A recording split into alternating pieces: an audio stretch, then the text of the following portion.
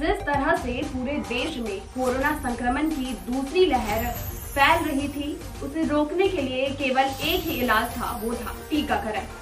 लेकिन अब जिस तरह से राजधानी रांची में टीकाकरण बंद हो चुका है, जी हाँ, राजधानी रांची में टीकाकरण बंद करवा दी गई है, क्योंकि इसकी वजह है अब रांची में टीकाकरण की इसकी वजह है रांची में अब वैक्सीन की कमी हो रही है।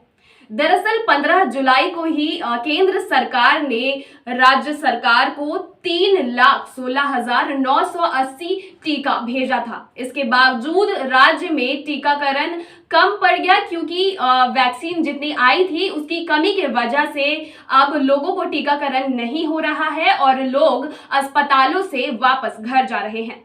कुछ ऐसा ही नजारा देखने को मिल रहा है राजधानी रांची के रिम्स अस्पताल में।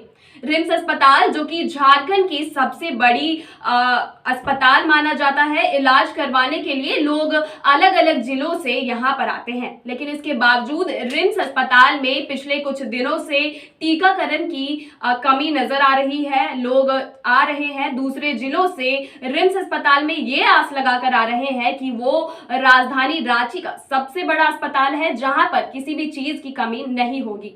इसके बावजूद राजधानी रांची में टीकाकरण की कमी हो रही है। जब ये बात राज्य सरकार से पूछी जाती है तो राज्य सरकार का सीधा ये कहना है कि इसमें केंद्र सरकार की हाथ है।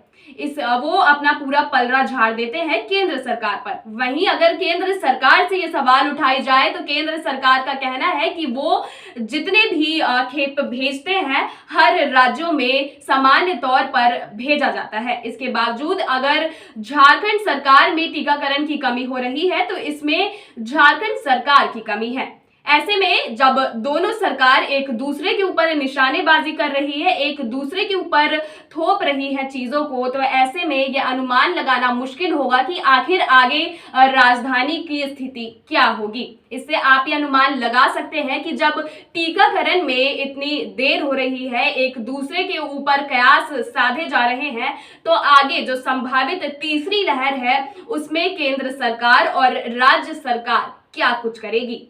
हालांकि संभावित तीसरी लहर का ऐसा माना जा रहा है कि अगस्त से सितंबर तक तीसरी लहर राज्य में आ सकती है। ऐसे में राज्य में तीसरी लहर को लेकर भी तैयारी शुरू कर दी गई है। बताया जा रहा है कि रिम्स अस्पताल और सदर अस्पताल जैसे बड़े अस्पतालों में बच्चों के लिए कुछ विशेष ध्यान रखे जा रहे हैं। शिशु विशेषज्ञों को भी पहले से ये सूचित कर दिया गया है कि वो बच्चों के लिए कुछ लिस्ट तैयार करें। हालांकि बच्चों के लिए गाइडलाइंस भी तैयार कर दी गई है।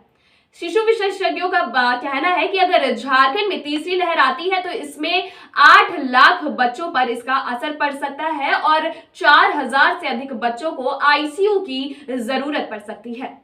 अब अगर हम आंकड़ों पर आए तो जिस तरह से अस्पतालों की टीकाकरण में यह हाल है, उसी तरह अस्पतालों में बच्चों के वार्ड में भी कुछ ऐसा ही असर देखने को मिल रहा है। जहां शिशु के वार्ड बनाए गए हैं, वहां पर विशेषज्ञों का कहना है कि 4,000 से ज्यादा आईसीयू बेड की आवश्यकता पड़ सकती है। वहीं 6 से 7,000 वेंटिलेटर को पहले से ही रखा जाना है।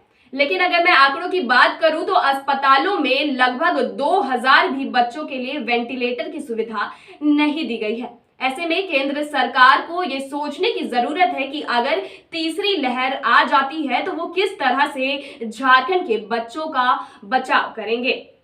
बाकी की तमाम जानकारियों के लिए जुड़े रहे एशिया न्यूज इंडिया के साथ रांची।